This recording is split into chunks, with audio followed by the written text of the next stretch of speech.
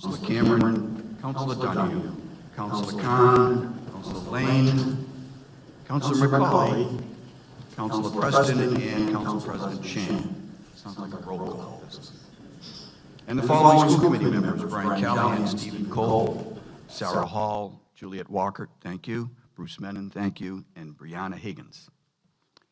So did I miss Bryan? Sorry, Bryan. Yeah. Bryan, you got the attention you deserve. Today, the 69th mayor of the city of Newburyport, Reardon, will give his State of the City address.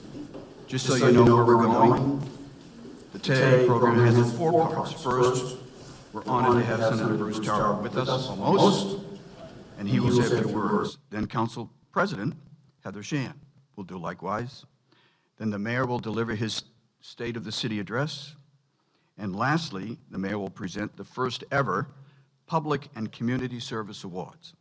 That will be great. So now we have 3 other things before we get to Bruce Tarr. We have a national anthem, a pledge of allegiance, and the opening prayer.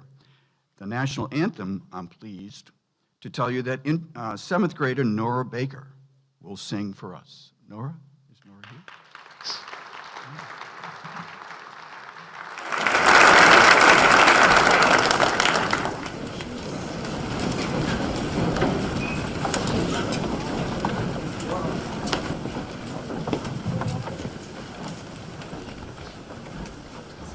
Oh, say, can you see by the dawn's early light what so proudly we hailed at the twilight's last gleaming, whose broad stripes and bright stars through the perilous fight o'er the ramparts we watched were so gallantly streaming, and the rockets fragments of bombs bursting in air gave proof through the night that our flag was still there. Oh, say not that star-spangled banner yet waves o'er the land of the free and the home of the brave.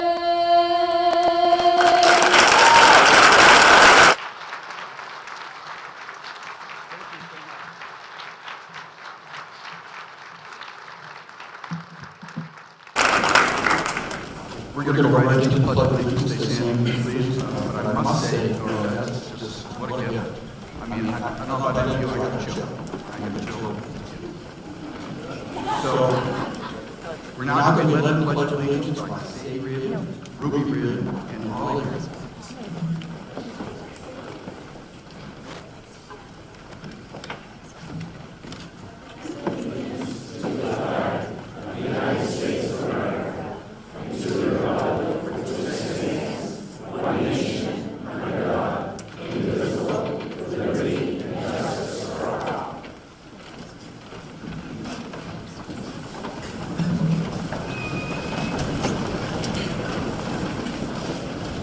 I'd now like to call upon Rebecca Bryan from the First Religious Society, Unitarian Universalist, who will offer the opening prayer.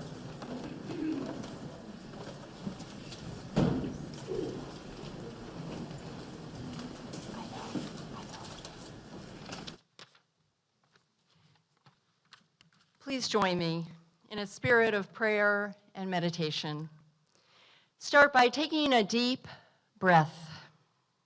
Feel the seat or the floor under you. Look around at the people that are gathered here, people who are committed to this beloved city, a place and a community rich in natural beauty history, and potential. We acknowledge that we are standing on the lands of the Pennacook Abenaki people and that these are their lands, formed by the intelligence of years with a remarkable history. I invite you now to take just a moment to center and to go within as we prepare to hear and learn all about what is to come this year. As we go within, I invite you to feel gratitude. Feel gratitude for the people who give so generously of their gifts, time, and talents to this community. Gratitude for those who use their voices to further democracy and work to create an equitable and an honorable community for all. Gratitude for our history and forebearers, for those whose names and stories we know well, and those whose names and stories are less known or even forgotten, whose lives and labors are just as important. Breathing in, may we remember that we are honored to live in remarkably beautiful natural environments, which we are also responsible to protect for today and generations to come. May we delight in the possibilities the future holds, trust in the goodwill of others who also love this city. May we be open to letting every stranger become our neighbor and every visitor be a welcome guest. May we treat each other with kindness, compassion, and respect, remembering that hate has no port here. Bless this gathering, the city for which we assemble, and all of its inhabitants. May ours be a city of peace. Amen.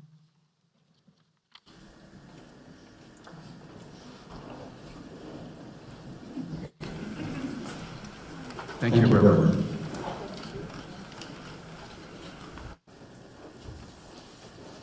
I don't think the senator is here yet.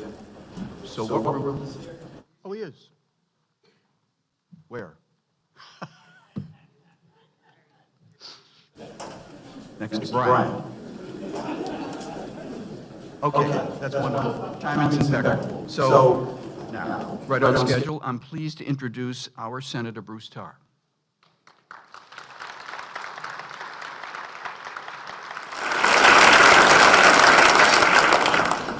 For the midterm election last year, the Senate First Essex and Middlesex District was changed to include Newburyport. Our good fortune, because it came with a very popular and much-loved senator. Our good fortune because popular of his work ethic and very effective constituent work. Much loved because his sense of humor, coupled with his amazing speech-making ability, which we will see, takes us from our sometimes difficult experience in public service, I feel like I should repeat that, and leaves us laughing and enriched. And we thank him for that. Without further ado, Senator Bruce Tarr.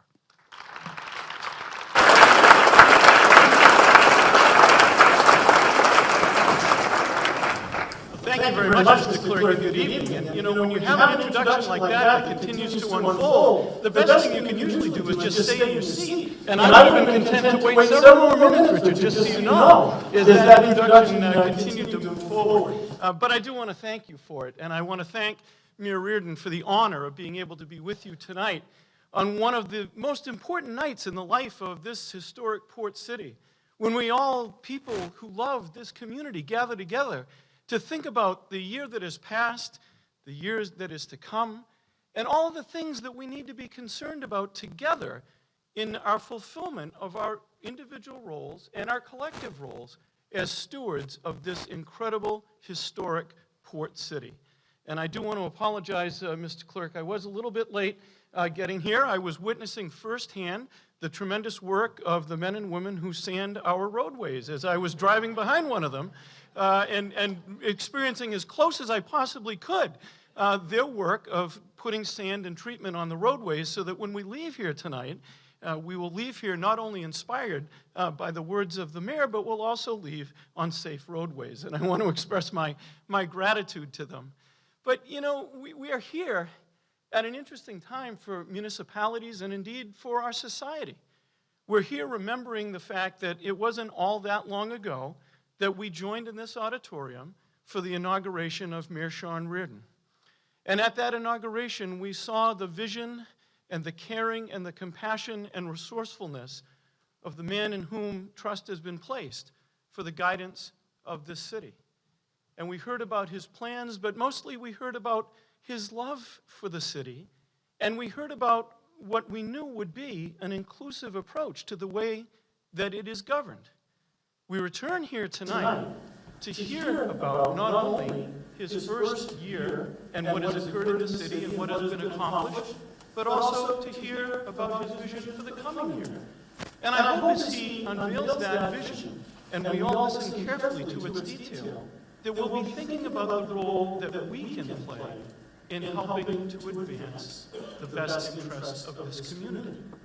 We know that Newburyport is a great and historic city, which is much to boast of and much to be proud of with regard to its maritime heritage and the brave men and women that have plied the ocean from this port and risked their lives to bring trade and economic opportunity to those who have redeveloped the downtown and made sure that it is vital and dynamic, to those who create a vibrant arts community that draws people from all over the world to see performances, both performances in person and the visual arts.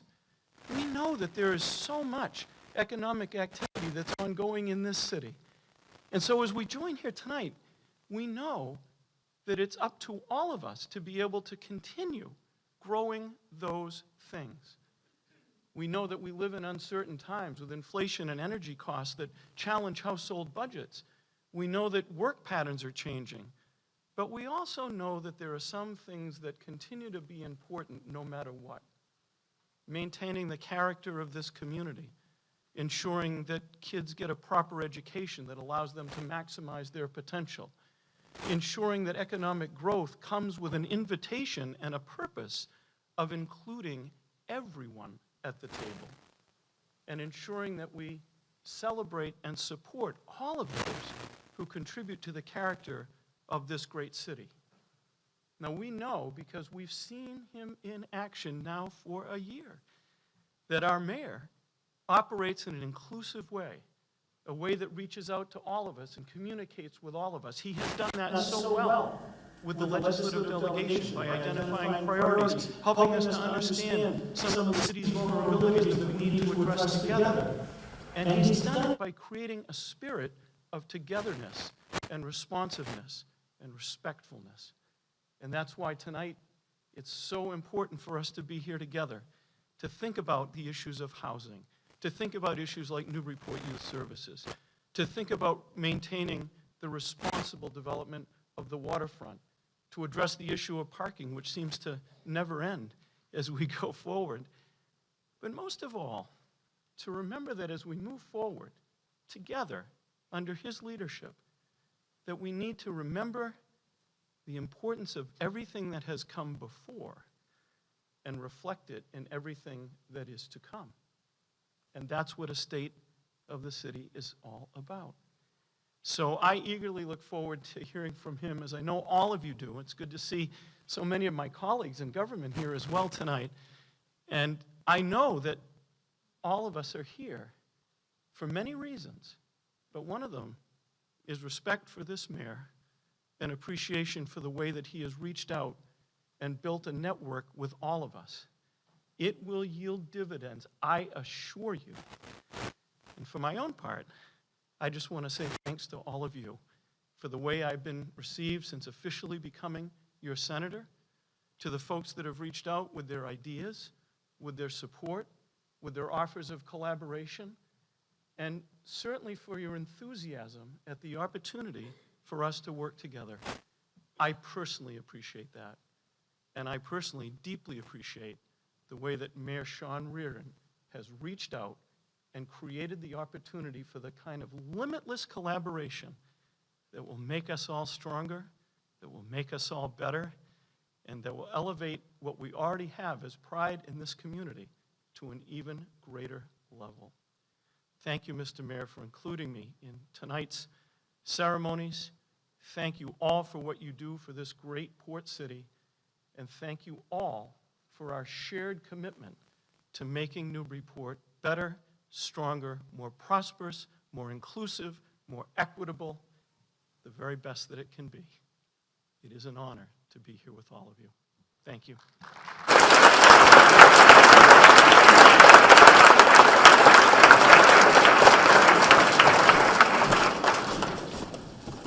Senator never does. I want you to make a note, 4 pages of notes. No notes. Maybe you could give me a little tutoring. It's amazing. So next, it's my pleasure to introduce City Council President Heather Shand. Let me say it's not every day that one can work with a council president from Selma, Alabama, who also attended Georgia Tech. I'm told the MIT of the South, by the way. And a person who has competed in 3, not 1, not 2, but 3 Ironman contests. And oh, by the way, builds jet engines for helicopters, not bad.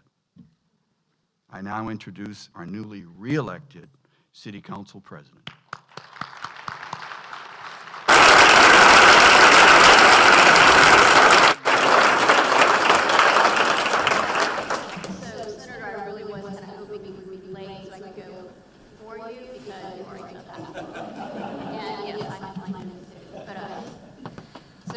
Thank you, everyone, for being here. Last year was a growth year for all of us with a new mayor, new councilors, a newly elected council president, and there was certainly a lot to learn, but I definitely want to thank Clerk Jones for your steadfast presence during our council meetings. You helped make sure we did not stray too far from our path, so thank you, Clerk Jones. There are some that would say the council didn't agree on anything last year, which is untrue. We agree on what's best for the city. We want the best for our youth, our seniors, our parks, our infrastructure, and our first responders, defining what's best at the city park. Because each of the councilors brings a different passion to the job. Councilor Lane, he brings the dedicated passion of seeing Phillips thrive to its Councilor McCauley, he wants to ensure that transparency and accountability in our local government is evident. Councilor Wallace, well, her goal is safer streets for Ward 4, and I can assure you every orange barrel and safe school sign is in Ward 4 because of CPS at the quarter extras around us. So thank you, Councilor Wallace. Councilor Donahue, you bring a strong voice to the table for the people who thought that they didn't have one. Thank you. Councilor Khan, good grief, her dogged determination over the last 5 years to make sure that we had a city council email address that constituents could send to us instead of sending out 11 emails. It has finally come to fruition with our latest IT director. So Councilor Khan, if the phrase, nevertheless she persisted, comes to mind, that's you. Thank you. Councilor Wright, you bring in another voice from the residents of Plum Island to the table, and it's a good voice to have. Thank you. Councilor Preston, it is your rental units. And on the flip side, Councilor Cameron, it's all about housing, and actually any housing at this point, so thank you for continuing to chair planning and development. And there's Councilor Vogel, and if it's a hot button, it's his passion. And that comes with having served us for 14 years, so we thank you for his service. And last but not least, it's Councilor Zeed, because anything to do with numbers with a dollar sign in front of it, that's you. So thank you for your continued leadership on budget and finance. Now, all of these passions could be put on a Venn diagram, and there would be an overlap, and that overlap is our love for this city. It is why we serve, and it is our hope that as we councilors, we continue to make it better. I look forward to 2023. Thank you.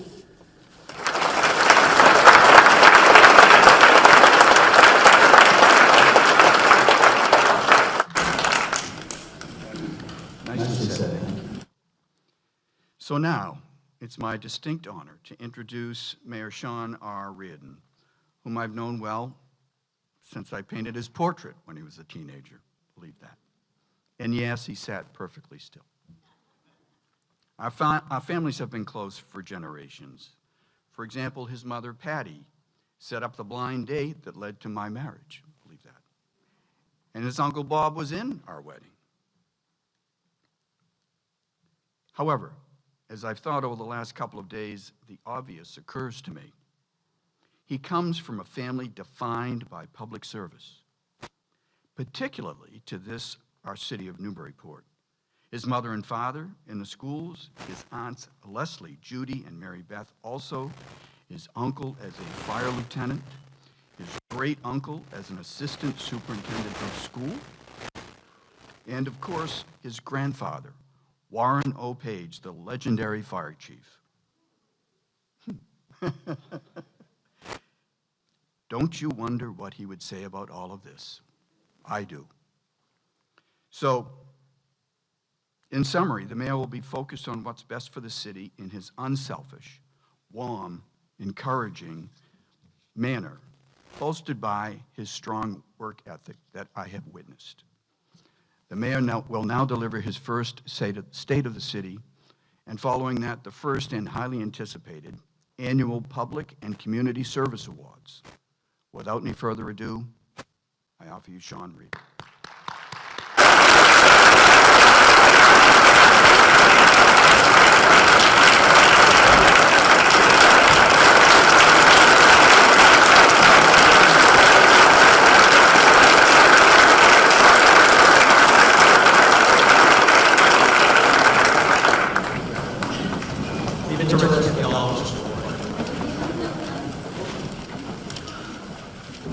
I will say having Rich here today is a blessing for my inauguration. Richard got COVID the night before. Have Charlie Cullen step in at the last second, so it's just awesome to have you here tonight, Rich, and we do have a long history together. Good evening, your report. State Auditor Zaglio. Wow, does that sound good? State Senator Tarr. District Attorney Tucker, who I don't know if we mentioned earlier, but District Attorney Tucker is here. Thank you for coming. Mayor Gove, thank you. Council President Shan, members of City Council and School Committee, Superintendent Gallagher, Superintendent Lynch, who we saw came in before here. Thank you for coming. Jesse, Sadie, Olive, Rudy, Mom and Dad, Mimi and Papa, and all in attendance this evening and watching from home. It is my great honor to be addressing you this evening as mayor of the city of Newburyport and to update you on the state of this great city. This is my first time addressing you in this auditorium since being sworn in as mayor. That day, I was filled with excitement and optimism as I prepared to tackle the many challenges. It feels like a long time has passed since I announced my intent at the end of December 2020. This was a childhood dream, and to actually get to do this job every day is still pretty surreal. When you're running for mayor, it's all about knocking on doors and getting in front of as many people as you can to talk about your vision and goals for the city. Running for mayor and actually being the mayor are two totally different concepts. In my first 2 weeks of office, I had to dismiss a department head, another department head resigned, and then I had to deal with my first snowstorm. And it just got busier after that. This is a 24/7 job. It is nonstop. And even with all that, believe it or not, I am happy to announce, no, not my resignation, but that after a year and some weeks, that my excitement and passion for this job remains. I am right where I'm supposed to be, and I am still filled with positivity about the future of this great city and the ability to overcome whatever the future has in store for us. This year was not without its many challenges. Newburyport Youth Services went through their first full year without a home. They adapted a shared spaces, having offices away from programming, and were extremely flexible in finding and engaging middle school and high school youth, as well as working in a new youth space at the new Methodist Church spot. The youth center has not yet rebounded from pre-COVID numbers, but I am optimistic that a new home at 59 Low Street will support their continued growth and they continue to support our youth in the community. Inflation and rising energy costs were a challenge for city government and certainly for residents. We owe a huge thanks to Molly Ettenborough and the city's Energy Advisory Committee for their work in advancing alternative energy suppliers for the city. Thanks to their work and the decision to move to an alternative power supply, Our lower electricity rate from municipal facilities saved tens of thousands of dollars for taxpayers this year. The city was also able to enact its Community Choice Aggregation Program that will save residents across Newburyport $2.2 million altogether this winter season. We have also seen residential assessments increase by over 17%, which led to an increase in taxes for an average single-family home of 6%. I would like to thank our treasurer, Julie Landrin, our assessor, Jill Brennan, and our finance director, Ethan Manning, together with everyone in their offices, for modeling the effect this would have on our residents and helping to come up with options to lessen the impact of these tax increases. We proposed a split tax rate to help alleviate resident impact, but the council decided to use free cash. I look forward to working with the city council in the future to find alternative ways and additional ways to assist our residents. With all the challenges this year, the city can still claim to be in excellent financial position. The city's certified new growth came in $200,000 higher than estimated. We also anticipating an additional $290,000 returning to next year's free cash certification, following our successful accounting of state and federal pandemic relief funds. We are able to grow the city's stabilization fund balance, our rainy day account, to $4.4 million, well in line with the best financial practices. We received the Distinguished Budget Presentation Award from the Government Financiers Officers Association for the 11th year in a row. Most importantly, we had our very important AAA long-term credit rating reaffirmed in May 2022 by S&P Global Ratings. All of these numbers indicate a healthy short-term and long-term financial picture for the city. One of the biggest changes we've gone through this year at City Hall is our personnel, as we have many new faces that have joined us. When I'm asked about the biggest challenge during my first year in office, the first thing I mention is personnel issues. And I want to thank Donna Drellick and Lisa Riley in the HR office for all their hard work recruiting and hiring new employees.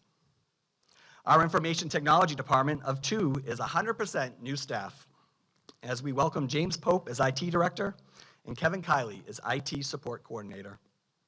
The public library was home to some of the most transitions, and we are very grateful for Sarah Kelso, our new head librarian, who has hit the ground running with new programs and initiatives to help bring out the best in our wonderful library. New employees at the library include Alexis Laybush, Isabella McGinnis, Emma Crowley, Kristen Young, and Sienna Willis, and we are very happy to have you all on board. At the Council of Aging, we brought on Henry Sharon in a recently reimagined position of COA bus driver / steward. In addition, the city was able to add an outreach specialist at the COA, and we are happy to welcome Ann Freeman to that role. She will be advancing programs and initiatives that will address the health and well-being of this vulnerable population, and to make sure that we are reconnecting with folks who have been isolated during the pandemic. In the health department, we welcome 3 new employees in Health Director Laura Vlasic, Public Health Nurse Christine Harris, and Assistant Animal Control Officer Glenn Cogswell. This year, we are congratulating Kathleen Sullivan on her promotion to Assistant City Clerk, and welcome back a familiar face in Cassandra Green in the Clerk's office as Clerk's Office Manager. We also welcome Doreen Gardner in our Treasurer's Office and Renee Ward in our Finance Department. In the Police Department, we hired Robert Capola and Carly Samasco this year as police officers. We also had 2 officers promoted to sergeant, John Gavin and Megan Tierney, who became the first female police officer to hold that rank in our history. She's up there if you want to give her a little hand.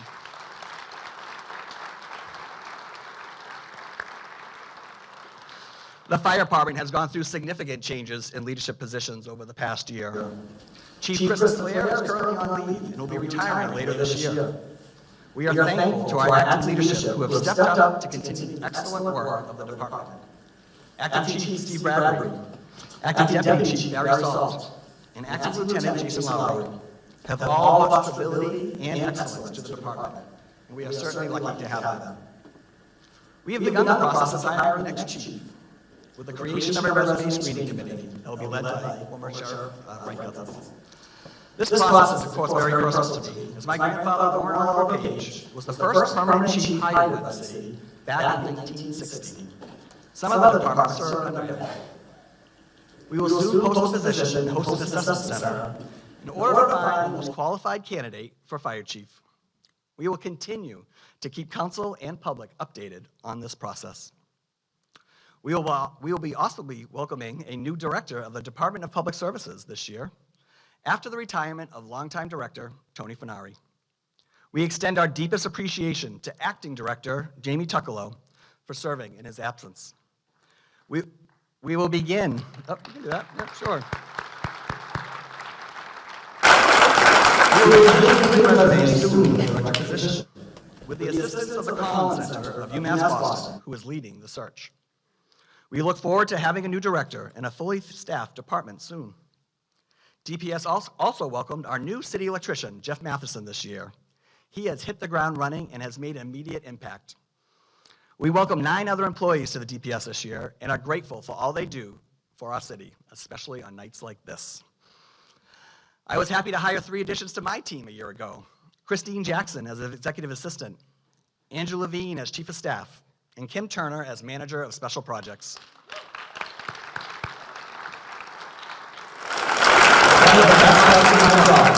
Working with these 3 individuals who go way above and beyond for the city each and every day. We also brought on many new board and commission members this year and are continually impressed with the passion, expertise, and commitment they bring to these roles. When I first took office, I noticed right away that many of these boards were dominated by men, and I set out to change that. We have put 17 incredibly talented female voices on our boards this year.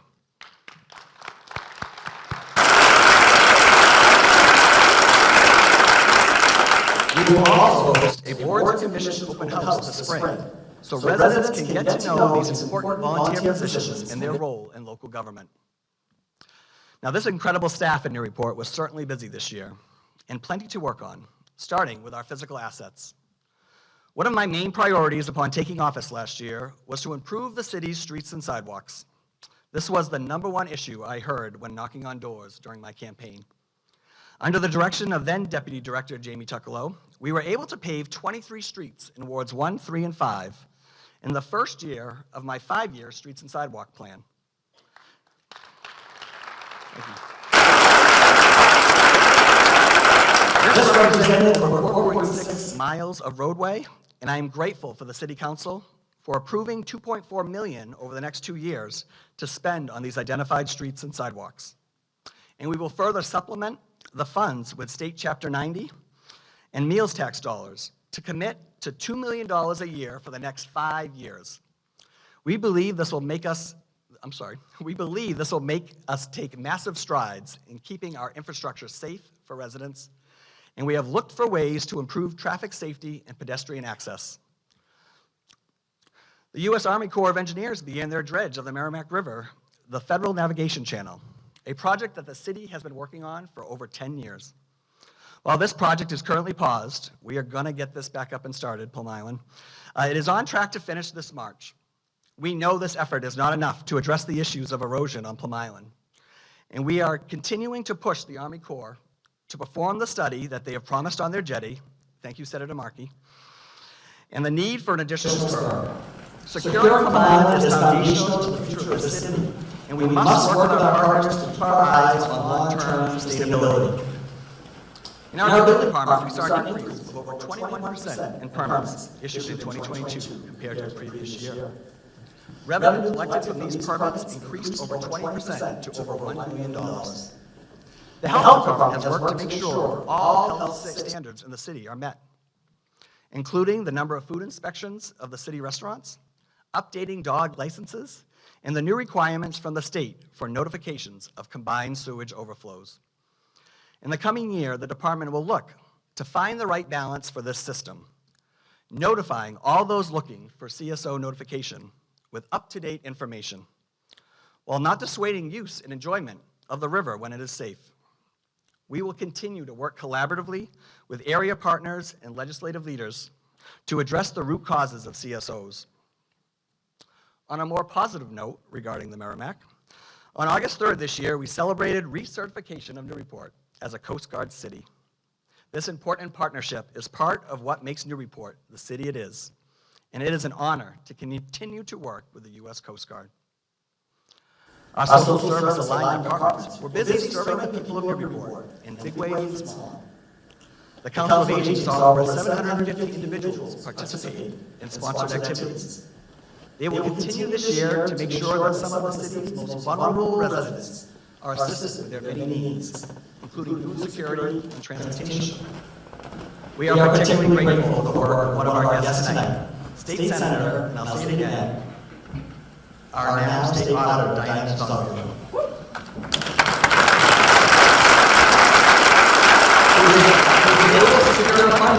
Hybrid minivan to help transport seniors.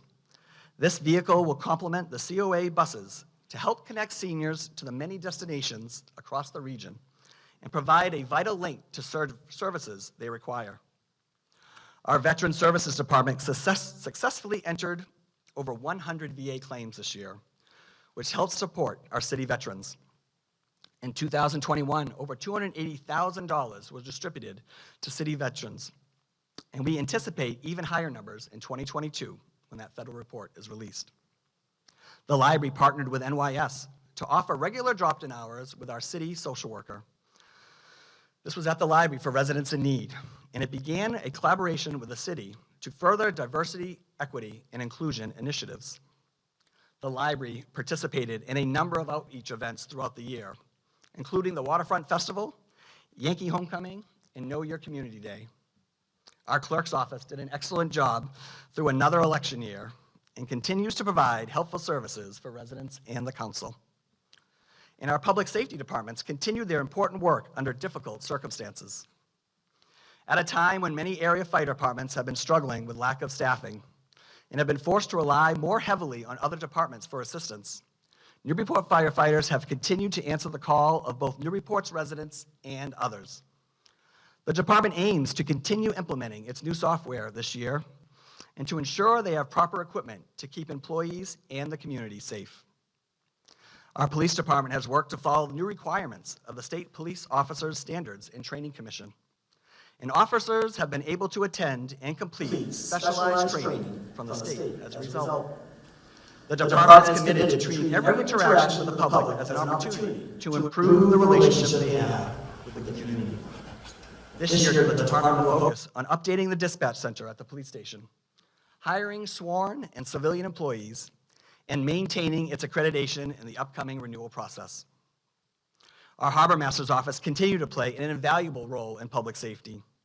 We cannot forget that Newburyport, unfortunately, had its share of tragedies this year along the water. I am grateful to the work of our public safety team, including the fire and police departments. And in this case, I'm incredibly thankful to have Harbor Master Paul Hogg and his team for their role in search and rescue and patrolling our waters.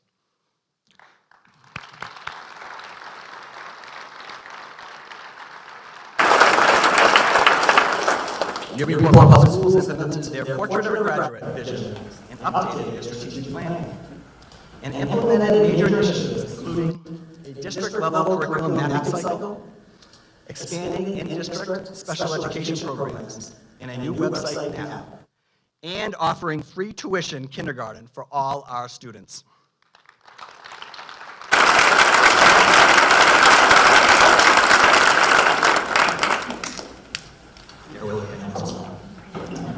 We will work with the schools this year to address infrastructure needs and long-term planning for our buildings and space needs. We also plan to work with our then state partners to address issues with Chapter 70 funding formula and unfunded mandates in special education. We need to find a formula that works for all 351 cities and towns here in Massachusetts.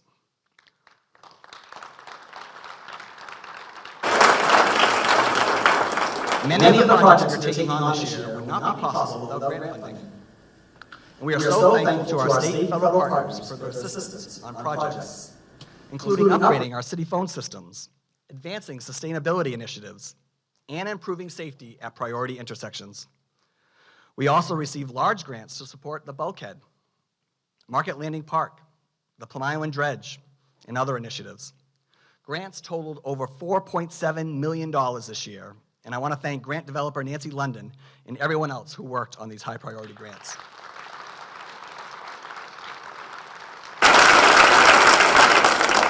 After taking a look back at some of our accomplishments this past year, it's time to focus on what's next. I would like to discuss some of my major priorities for this year and how we plan to address them. I am committed to finding a home for Newburyport Youth Services, and I want to quickly address what this means in terms of our values we're prioritizing when we support this project. NYS has evolved over the years into a full city agency that provides the holistic services to address everything students need outside the classroom. We need space for their recreation programming that provides enrichment activities for youth during the school year, and both recreation and childcare opportunities for families, especially during the summer season. We also need a location for NYS's Youth Center, which functions as a safe and enriching hangout center for young adults. When NYS was at the Brown School, over 200 youth relied on it as a safe place to be with friends, do homework, and spend time outside of school. NYS offers social and prevention services through major state and nonprofit program grants, and has become a leader for their work with young people in building assets and helping some of our most vulnerable in the community during challenging times in their lives. They need space for the programming they offer to a variety of groups, and we want them to have one location on which they can rely to support these very important programs. The space we have identified is 59 Low Street, and it offers many advantages. It has room for NYS staff offices, program spaces, and a youth center, and would allow us to build a gym that could be used for NYS, but also the larger community.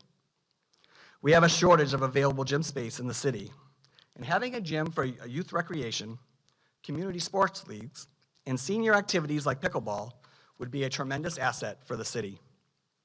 My daughter Ruby plays basketball in her 7th grade travel team. Her team has to share the gym time with another team, and she doesn't get home until after 9 p.m. 2 nights a week, because that's the only time available. She is 13 years old. Imagine coming home from a 90-minute practice and then trying to wind down and go to sleep and then get up for school the next day. We can do better for our kids. We are working to make sure we can mitigate traffic and parking concerns on the site and address any other drawbacks. As it stands now, the pros far outweigh the cons. We are requesting additional funds from City Council to move forward with the design of the site so that it is shovel-ready when we receive approvals on the project. I want to thank Andy Egmont and the Youth Services Department, who have shown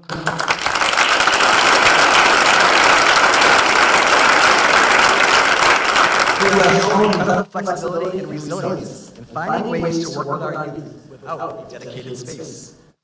We will continue to partner with them and find ways to support their programs over the next year as we build their long-term home. My administration does not want to start from scratch when so much assessment and design has already been accomplished here. The City Council voted to purchase 59 Low Street earlier this year as a viable option for NYS after a review of several other locations in the city. And we are happy with the proposed design for this space. We feel we have done our due diligence, and a no vote would leave us with few, if any, potential options. Finding a home for NYS is a priority for the city, and we have the bonding capacity to take on this project while also addressing the other many issues we have in the city.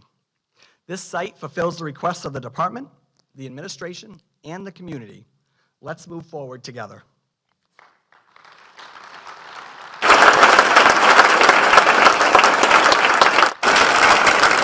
The second big picture priority for my administration this year is to successfully manage all the projects that have just recently approved, which is a lot, including the Cutter West End Fire Station, the Central Waterfront Bulkhead, the Bartlett Mall Frog Pond, and Market Landing Park. I'd like to give a brief update of each of these and what they mean for our community. After some unexpected challenges and difficult decisions, we are anticipating breaking ground on the West End Fire Station this year. Over the past year, we have acquired property adjacent to the existing fire station in order to provide the physical space to build a safe and modern facility. Our planning department, together with the fire department and DPS, developed a detailed design and obtained permits for the new station based on the schematic design the City Council approved back in 2021. This is the first building subject to the city's new net zero policies. At their next meeting, the City Council will vote on whether to approve of increasing the bond approval for this project in order to cover the full amount based on recent cost estimates. We hope to have their support so we can move forward with bidding and plan on breaking ground in early summer. This is a crucial project for the public safety and the safety of our firefighters. And we appreciate the hard work of the council and city employees in preparing to move us forward. We received some excellent news regarding essential water for Bulkhead over the past year. Thanks to the tireless efforts of grant developer Nancy London and our senior project manager, Jordy Bryan. We received grants of over $1 million each, both from the Federal Economic Development Agency and the state's Seaport Economic Council. We are waiting to hear from FEMA about a third grant for over $1.5 million, and we are very thankful for Congressman Moulton for lining up the funding for this grant. All this funding makes us ready to put the contract out for bid this spring, and we are on track to begin repairs in the late fall. We are nearing the end of the usable life for this crucial piece of infrastructure, and we look forward to seeing its restoration so it can continue to serve as an effective barrier between our beautiful waterfront and the Merrimack River. Last year, City Council approved two major projects that were recommended by the city's Community Preservation Committee. These projects, the Bartlett Mall Frog Pond restoration and the expansion of Market Landing Park, would put significant resources into two bookends of our downtown and dramatically improve the visitor experience in both of these parks. We are using Community Preservation Act funding for both of these projects. Now, CPA funds are an effective way to fund important community projects without increasing the burden on local taxpayers. Preserving and showcasing our natural beauty needs to be a first-level priority, and we have the opportunity to have two anchor parks serve as draws for visitors and residents alike.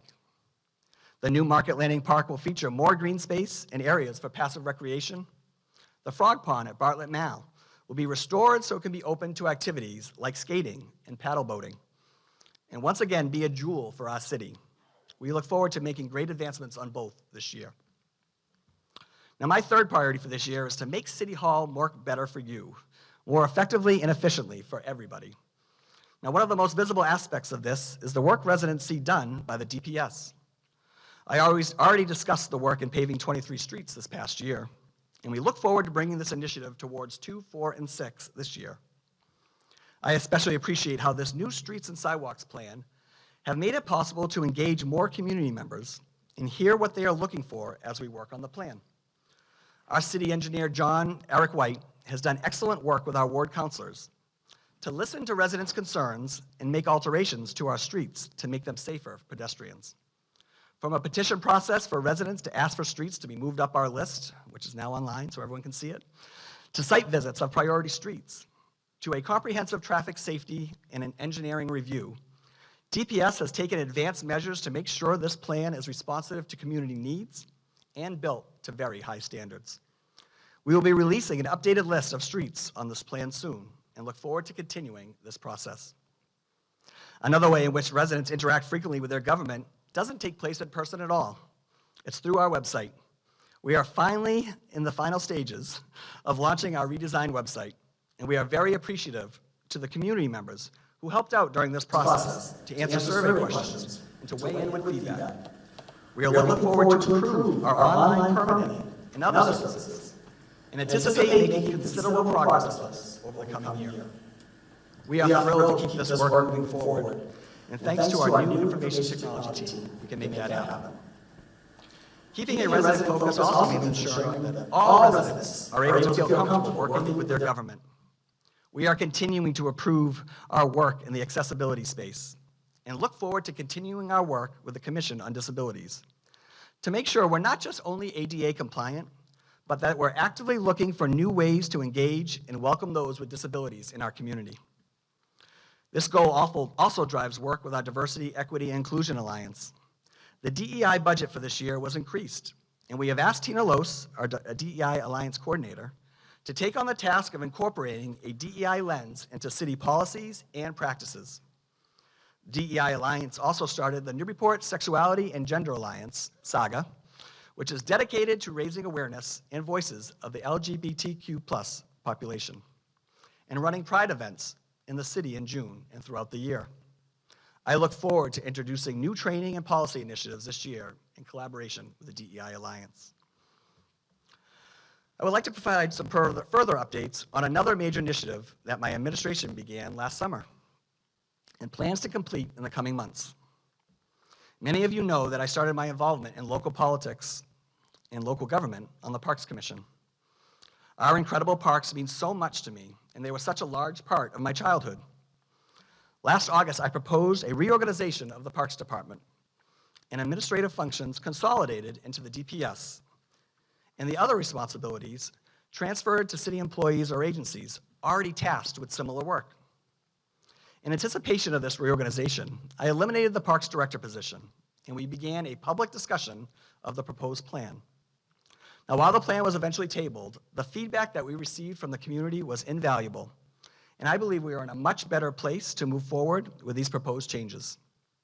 I am sending a new plan to the council that has the full support of the agencies that are involved, including the Department of Public Services, the Parks Department, the Parks Commission, the Planning Department, Newburyport Youth Services, and a new 501c3 group, the Port Parks Alliance. We have addressed questions that were raised surrounding the role of the Parks Commission, how to continue offering adult recreation programs, who will have responsibility for fundraising, advocacy, and vision for the parks, and much more. I am bringing this plan back to council for consideration, and I look forward to the public conversation and approval of this plan that will make our parks stronger. I want to applaud our Parks Department and other related staff who throughout this time of transition for our parks have stepped up to continue to make sure our parks receive the care and attention that residents deserve.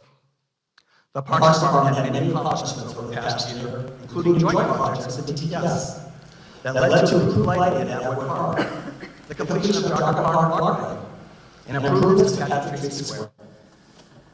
The department installed 80 trees in city parks this year and completed 80% of the renovations to Full Fieldhouse, and closed out additional projects funded by the Moral Foundation and the Community Preservation Act.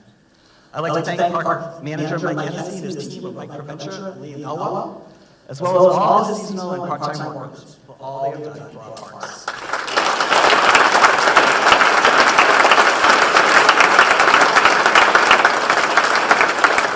All of these efforts complement each other, and we will be able to strengthen our parks now and into the future. And I look forward to the council's support of this reorganization plan. I want to touch on one more priority. I know we're almost there, everybody. I want to touch on one more priority for the city that needs to be integrated into everything we do this year, and that is sustainability and resiliency. We recently released a city resiliency pamphlet shared with residents in a mailer with their utility bill. Now, we hope to continue to build a strong public understanding of the anticipated climate change impact and potential climate hazards. We aim to be leaders on this issue because we can't afford not to be. We are advancing projects big and small to assist with our resiliency efforts. We have 3 projects we are in designing now to secure the future of our water supply, and we'll aim to have them shovel-ready so we can implement them using grant money or other federal and state funding. First, we are working with the town of West Newbury on plans for a direct interconnection between the Indian Hill Reservoir, our main water source, and the city's water supply.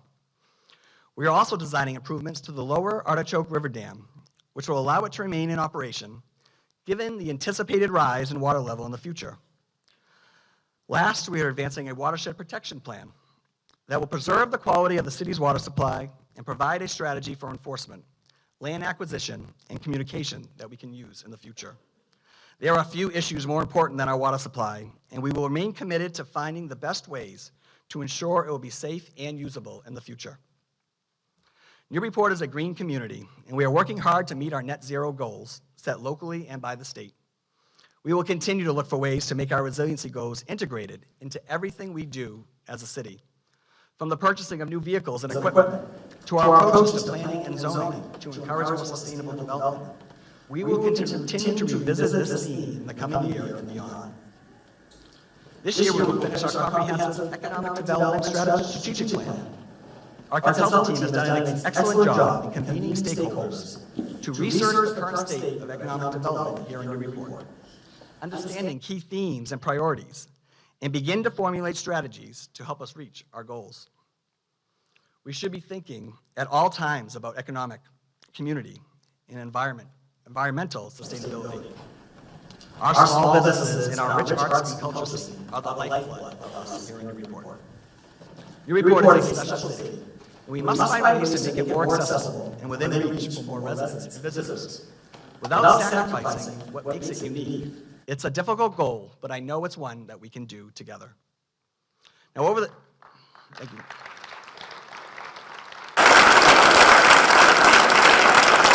Now, over the next year, we look forward to ways to encourage more development in line with these values and to aid in the redevelopment of vacant properties.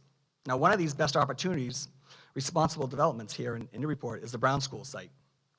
I sit on the council ad hoc committee that is considering the adaptive reuse of the school. And I am committed to seeing something move forward that will benefit the community and the city. I have spoken before about my interest in senior affordable housing at this site, and that has not changed. I am also interested in maintaining the gym at this site, if it can be done alongside our other goals for the building. And I support the planned release of a request for information to better understand what area developers believe that we can do on the site. This will be very helpful for deciding what to do next, and I look forward to supporting the council with this initiative. One of the best opportunities for impactful private development, of course, is Waterfront West. And it's imperative that anything that takes place down there is done right. New England Development is here and is interested in redeveloping this site, which is adjacent to our downtown. And I've been working closely with a group of stakeholders on how best to approach this issue. We discussed the most important considerations of the site, including compliance with resiliency goals, historic preservation, neighborhood character, housing goals, parking, and other neighborhood impacts.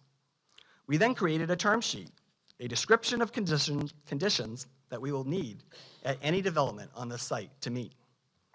We will use this as a basis for our discussions with NED. We will be bringing forward a version of this term sheet to the City Council so it can be discussed in public and be receptive to community input. We look forward to continuing these discussions this year. This year, we will undertake our housing production plan, which will increase a path forward in meeting our state-required goals of 10% affordable housing. We will also put forward a plan for complying with the state's MBTA communities legislation. Now, these plans are useful, but they also require action, and we will need to be decisive to show that this is a goal that matters to us. This city has changed rapidly, and we risk displacing families who have been here and have called Newburyport home for many, many years. It is crucial that we commit ourselves to implementing strategies to create more housing. And I will be sure to provide updates on our efforts in this space. Reinforcing the importance of housing. Last year, we welcomed 5 Afghan families into our community. And we have worked with a team of dedicated volunteers to help them find a place to call home.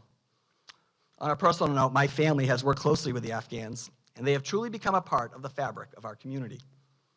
We have not made enough progress yet for these families, and the push to find them homes long-term will continue throughout this year. Now, as I worked with staff and department heads to gain their input for this address tonight, I was struck by one theme, and its reemergence throughout the conversations we had, and that is service. The employees of the city are continuously looking for ways to serve their community, not just in their day jobs, but outside the building too.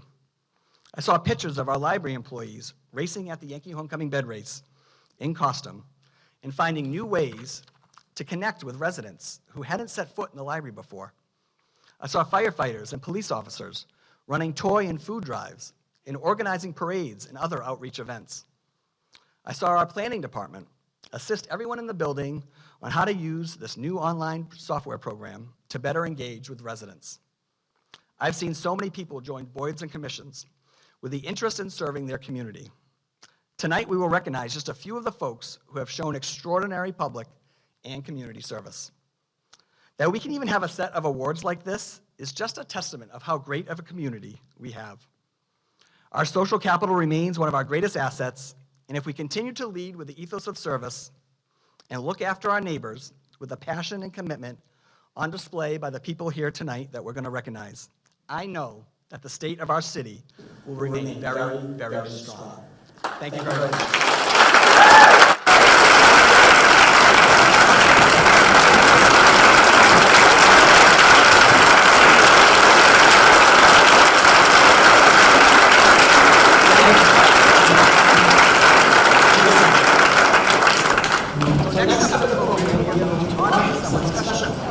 invite Superintendent Sean Gallagher to come up.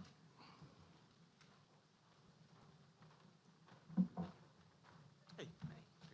It's the Sean Show. Sean and Sean too. So it's an honor to be here, and once again, really, I think a round of applause to Mayor Reardon in his first year.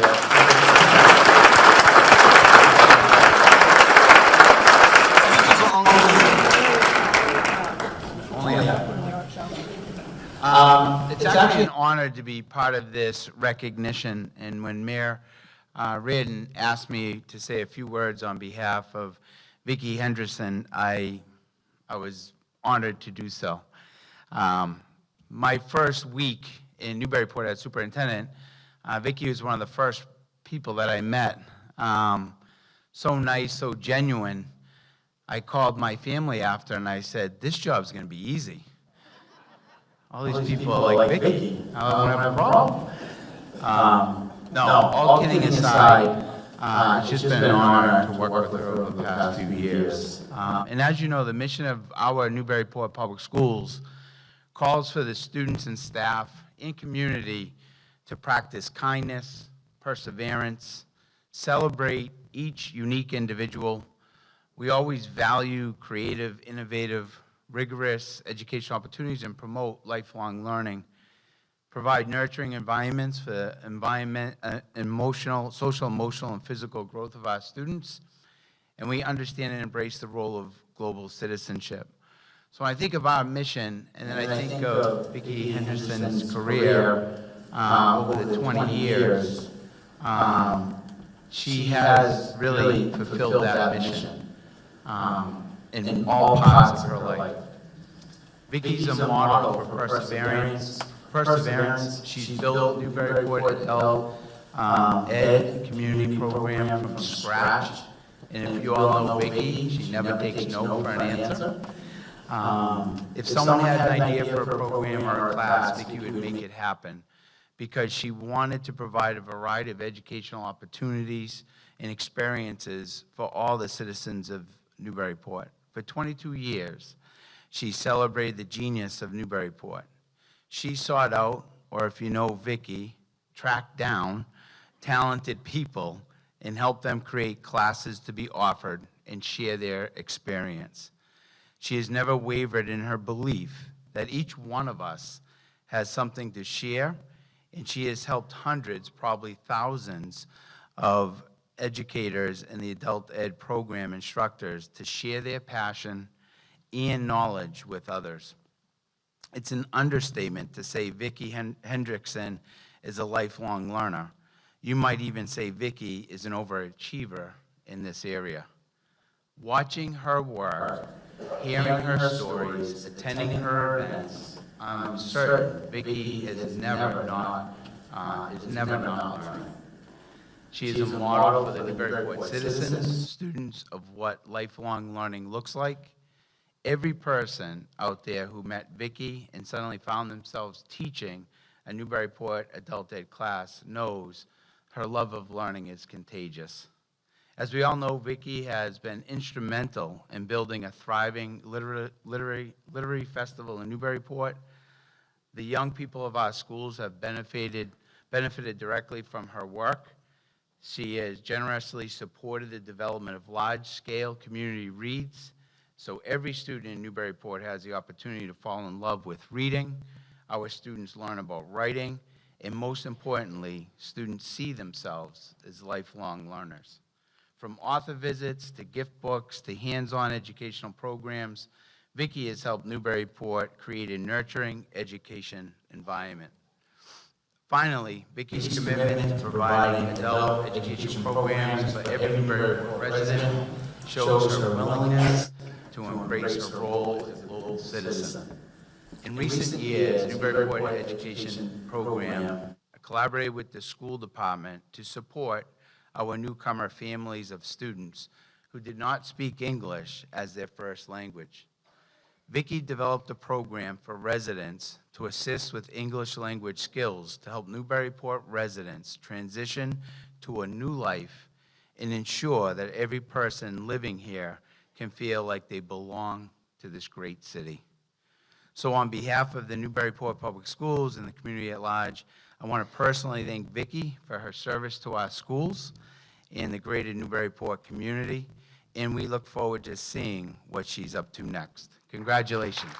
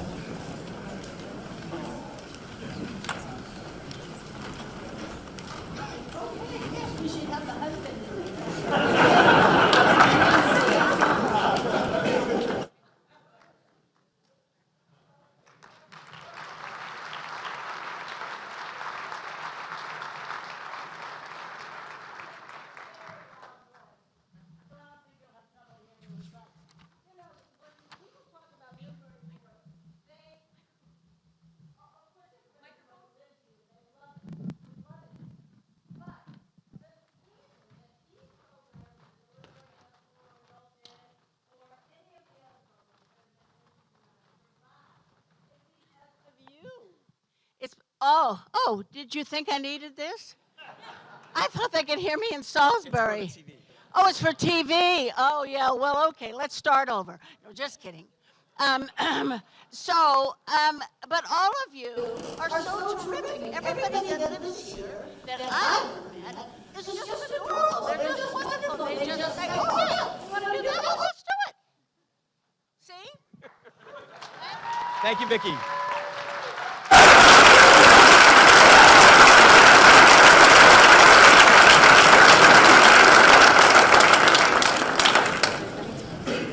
I've known Hendrickson a long time, so this was special for me too to get to honor Vikki tonight. Thank you for everything you've done in your report. So let's get to the main event, right? The awards. First annual City of Newburyport Public and Community Service Awards. So I guess where this came from is I just wanted this night to be about Newburyport, and I wanted it to be about the great people that just do so much good in Newburyport, and it sometimes goes like unsung, right? We don't always get to recognize these people. And just growing up here and seeing it happen throughout my whole life, I wanted this to be a part of it. And I kind of made service a big pillar of my campaign, and I've tried to do that coming into office. You know, we try to do City Hall opportunities for community service in the community, but just recognizing all the great work that's going on can only inspire more great work to start happening, right? So that's why we're here tonight. So this is how this is going to work. We have our citations and awards up here. So I'm going to go by category, right? So we have 3 categories: the Business Service Award, the Individual Community Service Award, and the Public Service Award. Oh, sorry, 4, and then the Youth Community Service Award. So I'm going to do the Business Service Award first, and I'm just going to say a little blurb about why they were nominated from the people that sent in their nominations. Okay, so our first finalist for the Business Service Award is Kona Ice, Nikki Bastos. In the individual teams who started her business, Nikki has donated over $5,000 to the community. Her many partnerships include supporting Newburyport youth soccer and football. And I will say, Nikki started her business this past year, and she was everywhere, and just so willing to get involved, no matter what the event was. I definitely started a lot of sports events, but no matter whatever it was, she wanted to get involved. That was a great way for her to get involved in the community. So, Nikki, come on up if you would like, and we're going to have you just come up and stand over here.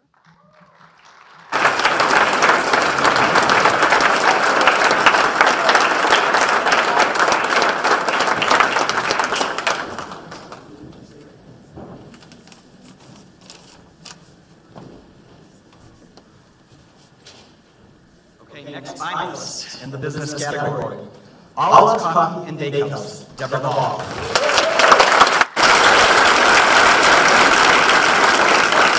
For her generosity, her love, support, and connection to the community, the impact Deborah has had on our community from young children through adults is immeasurable.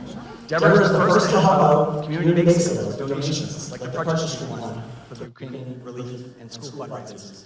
And can I also say personally, I know my family goes to all out just about every day, and it's because of that environment that Deborah has created here, and it's great that she too has had her business become ingrained in our community. So please come up, Deborah Ball.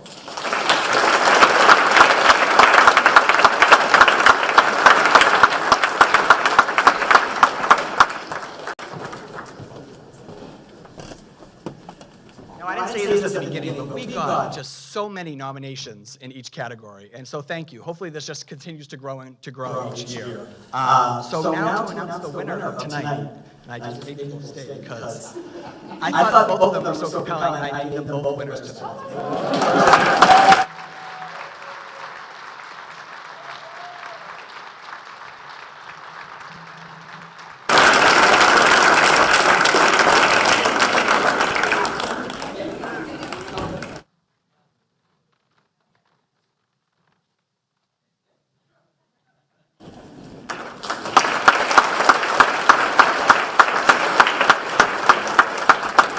My wife's taking pictures, so her cell phone number is 978. So now we'll move on to the Individual Community Service Award.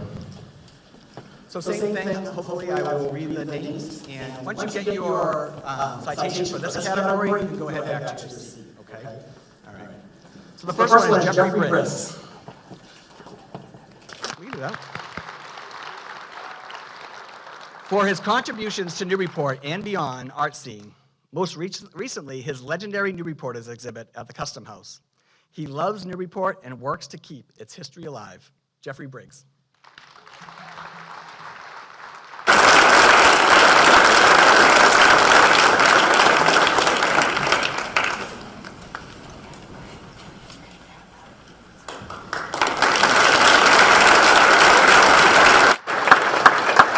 All right, next. For her volunteer work on the Newburyport Youth Soccer Association as president, youth soccer coach, and girls travel director, she has been involved with the organization for a better part of a decade. Dana Reimer.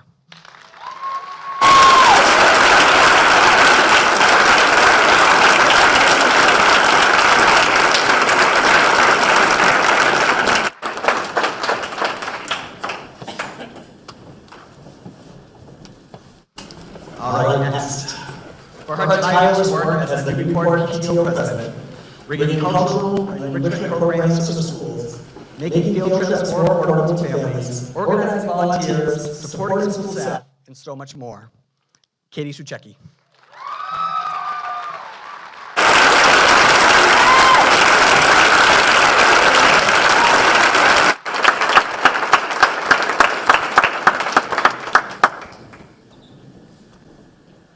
All right. For being an integral part of the Newburyport youth hockey program for the past 38 years. He has been involved with all aspects of the organization, parent, coach, board member, and president, the one and only Dick Tierney.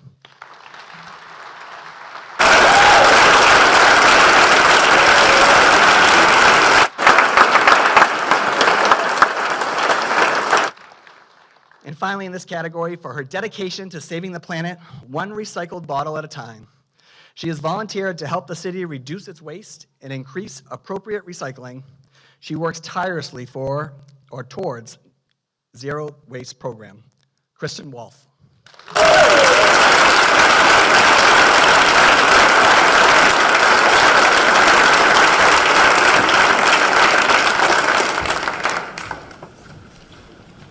I will accept this one, Kristen.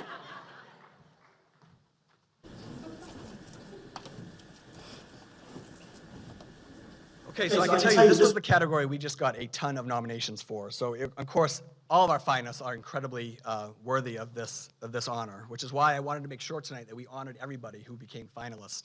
But we did have two that we decided on for the winners of the award. First, Jeffrey Briggs.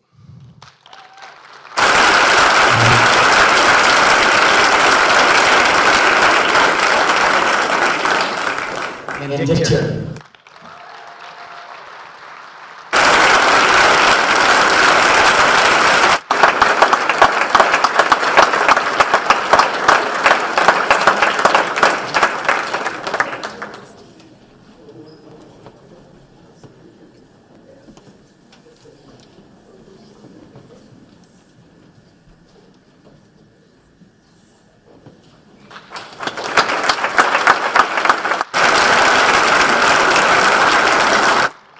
You guys didn't know you were coming to a photo shoot too, so that's nice. You can see all these pictures happen. Okay, now we're moving on to the Public Service Award. First, I'm going to butcher Diane's last name, wherever she is. Diane Bovair. Diane has devoted her entire adult working life to the municipal service in Newburyport, and we will continue to provide public service for years to come. She is the office manager for the city's Office of Planning and Development. Diane Bovair.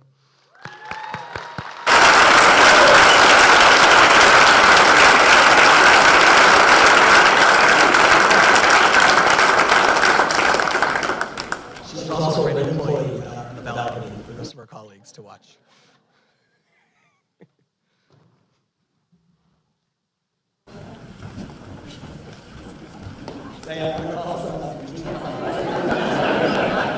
All right. For his 38 years of service of both the Conservation Commission and the Community Preservation Committee, Paul is likely the longest-serving board member in the city's history. Paul Healy.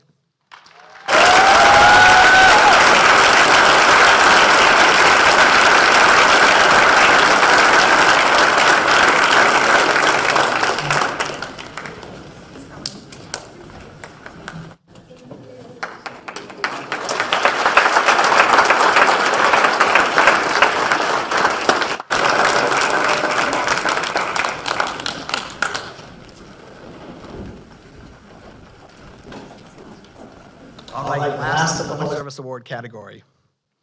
For his work as a safe educator, volunteering at the Salvation Army, playing Zero the Hero at the Bresnahan School, organizing the Fill-A-Truck Toy Drive and Santa Parade organizer, and for so much more, Ken is selfless in his time and commitment to the city. Firefighter Ken Parsesian.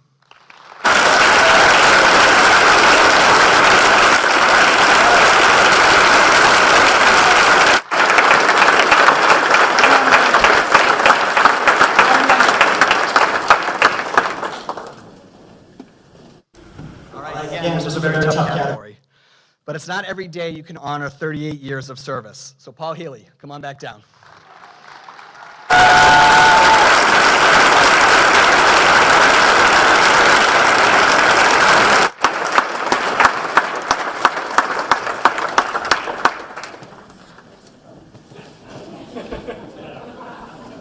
If someone could get the lights in the back.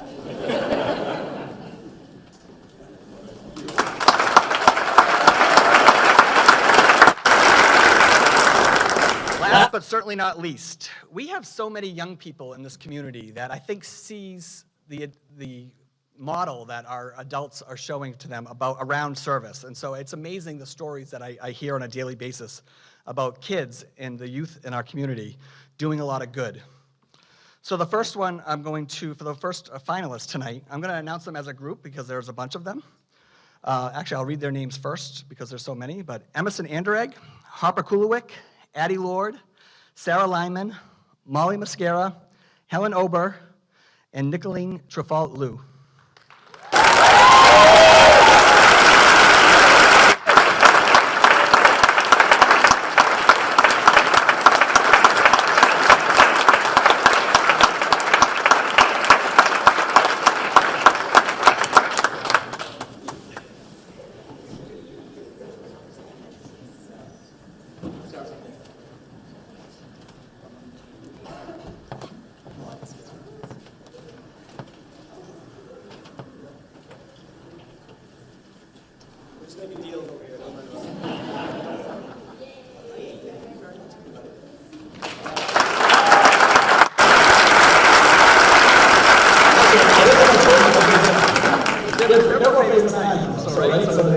They got a lot of attention last year for these. They were fourth graders at the time, but they threw this bake sale. Who went to the bake sale? Can I have a show of hands who went to this bake sale?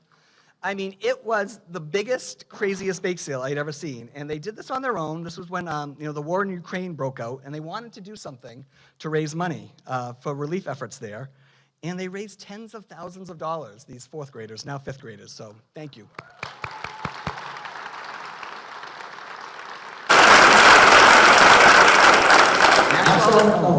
For the many hours he has volunteered teaching other students to play Dungeons & Dragons, Max used his D&D to build connections, express creativity, and practice skills like writing in order to help relieve stress. Maxwell McNone.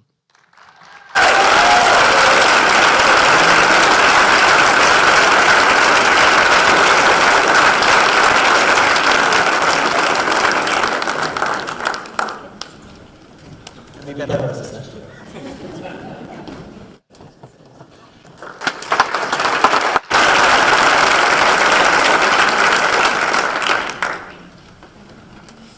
All right. Matthew Murray, for his volunteer work since 2019 with the Newburyport Junior Clippers, a recognized chapter of the Special Olympics Massachusetts, Matthew has invested hundreds of hours at practices, tournaments, and events. Matthew Murray.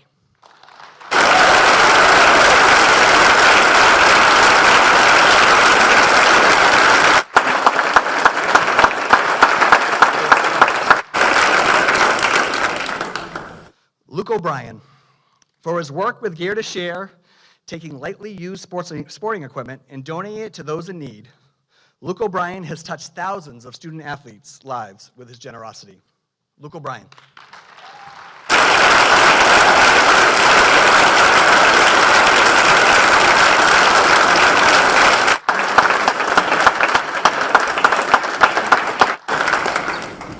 Don't go home.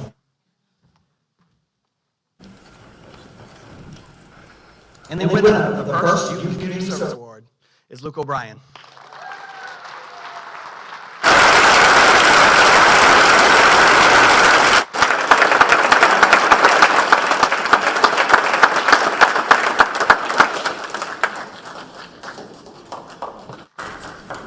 And that was a tough category. There's so much great things going on in our city. And that's our first awards ceremony.